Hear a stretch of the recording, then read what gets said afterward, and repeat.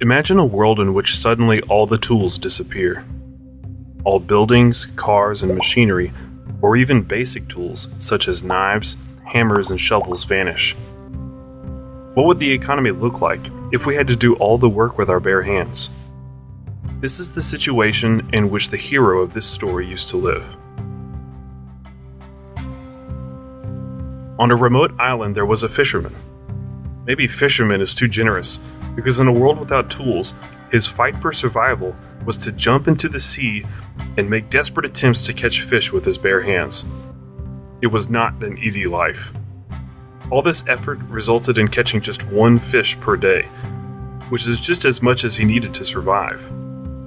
One night, totally wet, with his eyes sore from the salt water, he was lying on the beach staring at the stars and thinking about how he could improve his life. Then he came up with a brilliant idea. If I could just extend the reach of my hand, I might be able to watch the fish from above the water and probably catch more. He decided that in the morning he was not going to catch fish. Instead, he would devote this day to implement his plan. He searched the woods, looking for a strong, straight branch, which with great effort he managed to break off. Then, with a sharp shell found on the beach, he tried to sharpen the tip of the stick, which took him many hours. Finally, that evening, he fell on the sand, exhausted from hunger. He didn't eat that day, so he could build his invention. But he was happy because, in his imagination, he was already sitting on a heap of fish caught with the help of it. Falling asleep, he decided to call his invention Spear. In the morning, motivated, he grabbed the spear and began to work. Because the salty water did not flood his eyes, and a pointed end of the spear was more effective than his hands, he was able to catch 2 fish that day. Well, it was not a heap of fish yet, but the economy of the island did grow by 100%. More importantly, it opened up for him many more possibilities. He could now fish every second day, consuming his catch from the previous day. He could also go fishing every day, as before, and dry the excess fish and store it for worse times. Another option was to use free time to implement new ideas to increase his productive capacity. This would result in increasing his wealth and expanding the size of the island's economy. In this story, we come to a simple economic principle. Wealth is created through self-sacrifice and taking risks. The fisherman underconsumed and took the risk that his plan might not work, and that he would go hungry all day producing the spear needlessly. The fisherman's underconsumption can be simply called saving. In this case, the saving was a fish, which he would surely have caught if he had gone fishing. He used his saving to make a spear.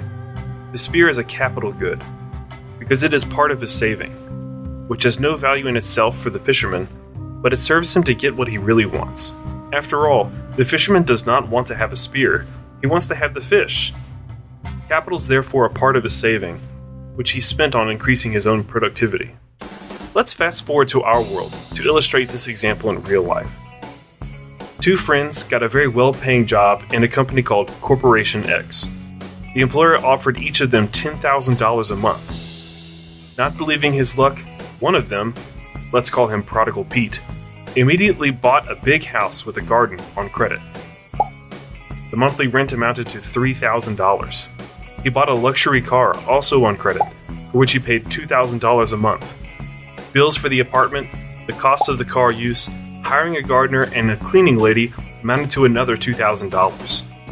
Prodigal Pete spent the rest on eating in fancy restaurants and hanging out with friends, who surprisingly became more numerous after he got the new work. At the end of the month, he had no money in his account left over. Meanwhile, his colleague, Thrifty Tom, knew the story of the fisherman that was told in his family for generations. After getting a job, he rented a medium-sized apartment, for which he paid $1,500, because he thought that currently the apartments were too expensive to buy, so he decided to wait for a better opportunity. His monthly ticket for the subway cost $100. The other bills for the apartment amounted to $400. Thrifty Tom also liked to dine in restaurants and meet his friends, but he decided that for his entertainment he would spend no more than $500 a month. Most days he ate meals at home, trying not to waste food, which cost him another $500. This way, Thrifty Tom could save $7,000 every month. Years passed and Pete was laughing at Tom. He used to say to him, "Get a life, man. Stop being a Scrooge." Or, "How's your car?" "Oh, sorry. I forgot you were still using the subway." Tom felt upset because he dreamed of a big house with a garden and a luxurious car. But common sense took precedence over whims. He invested his savings in various projects. He opened a small shop in the area, where he hired one employee. After paying for all the costs, his profit amounted to $1,000. Still, however, he did not increase his spending.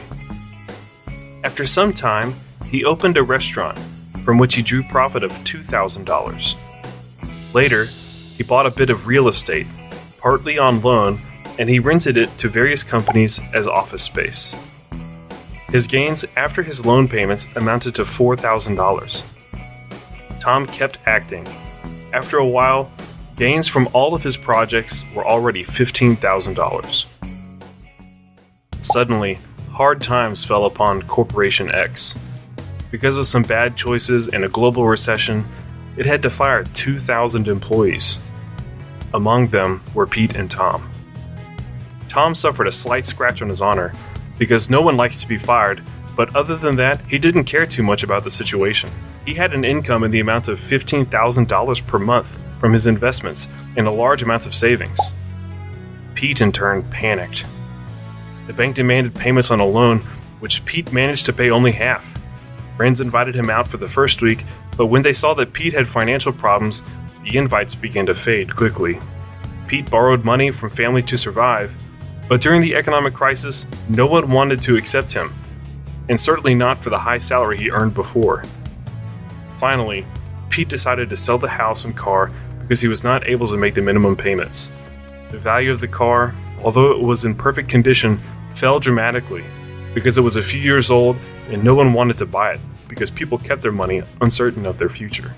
The house lost its value because Pete bought it at a time of great prosperity and high availability of cheap credit, which pumped up the prices of the property.